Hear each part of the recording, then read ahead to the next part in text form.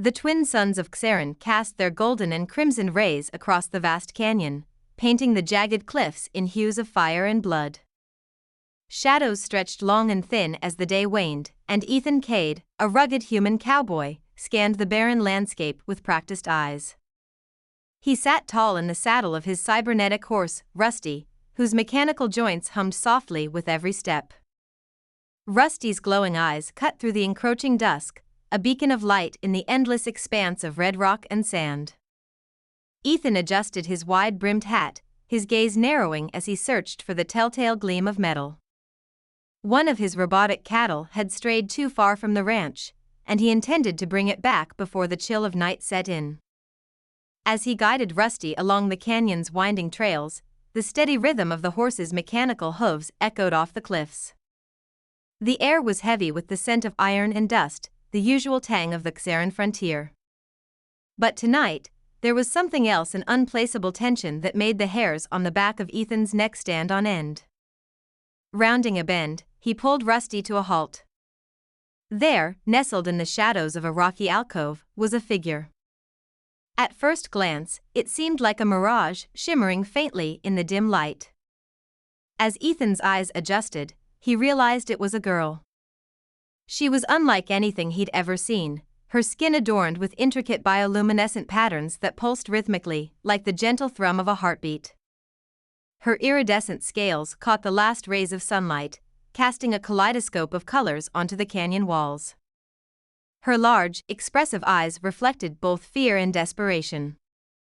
She crouched low, her slender frame trembling as she tried to make herself small against the unforgiving rock.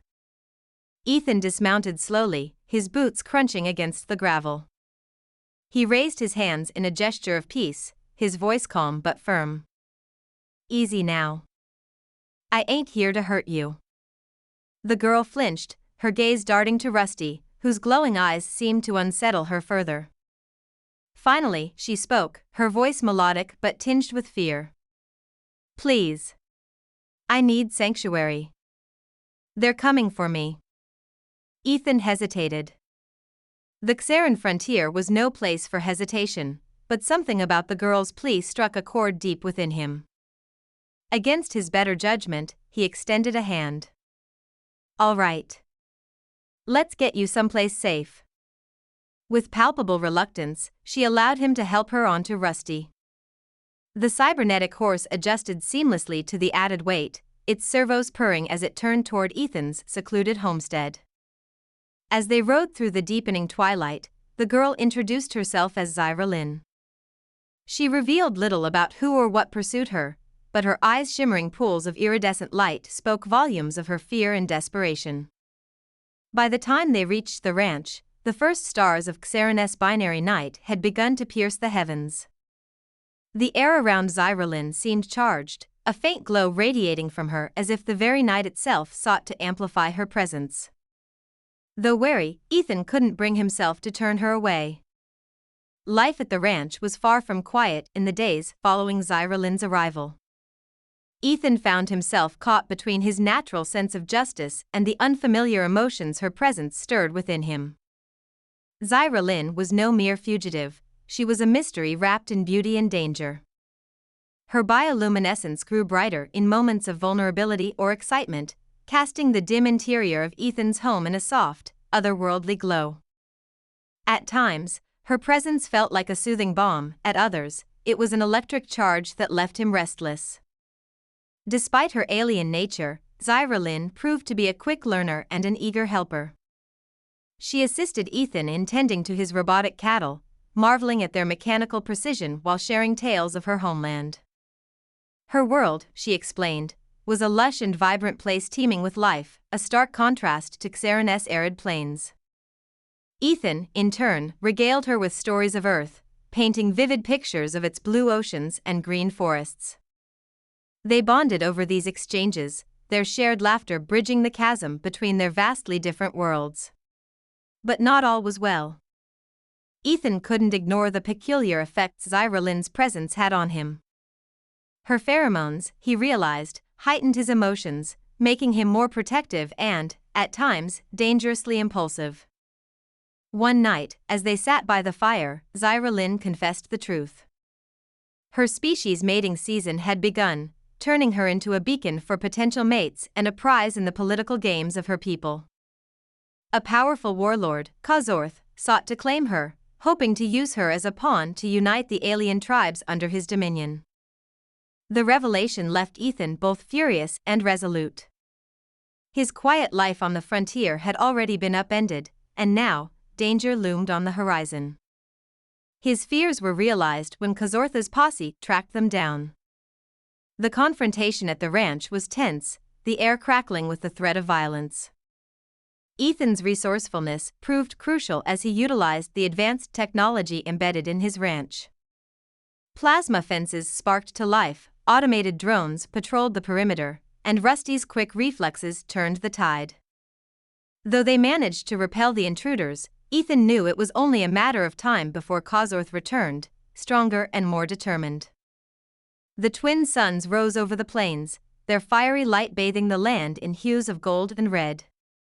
The stillness of the morning was shattered by the thunderous roar of Kazortha's battalion. The warlord's guttural voice echoed across the ranch as his forces surrounded it. "Surrender the girl, human, and you might live." Ethan's response was swift and unyielding, a single plasma shot that grazed the warlord's shoulder. The battle erupted in a cacophony of shouts, plasma fire, and the whir of drones. Kazortha's mercenaries attacked with relentless force, but Ethan's ranch was no ordinary homestead. Plasma fences sparked violently, cutting off key advances.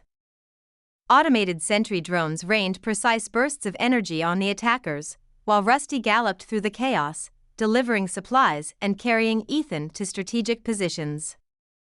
Zyra, determined not to be a liability, tapped into her latent elision abilities. Her bioluminescence intensified, her patterns shifting into dazzling displays that disoriented the mercenaries.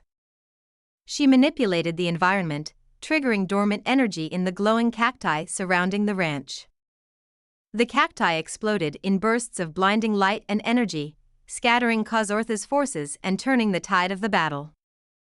The climax came when Ethan and Rusty executed a daring maneuver, launching a makeshift plasma bomb into the heart of the enemy camp. The explosion was a brilliant spectacle, its shockwaves sending the mercenaries fleeing into the desert. Kazorth, battered but alive, found himself at Ethan's mercy. "Leave," Ethan growled, his plasma pistol aimed steadily at the warlord's chest. "And don't come back." Kazorth, defeated and humiliated, retreated without a word.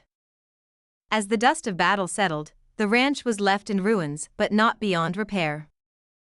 Zyra mating season waned, her bioluminescent markings dimming to a gentle glow. She expressed her gratitude to Ethan, offering to leave to spare him further trouble.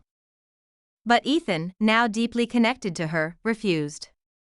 "This ranch could use someone like you," he said, his voice soft but resolute. "And so could I."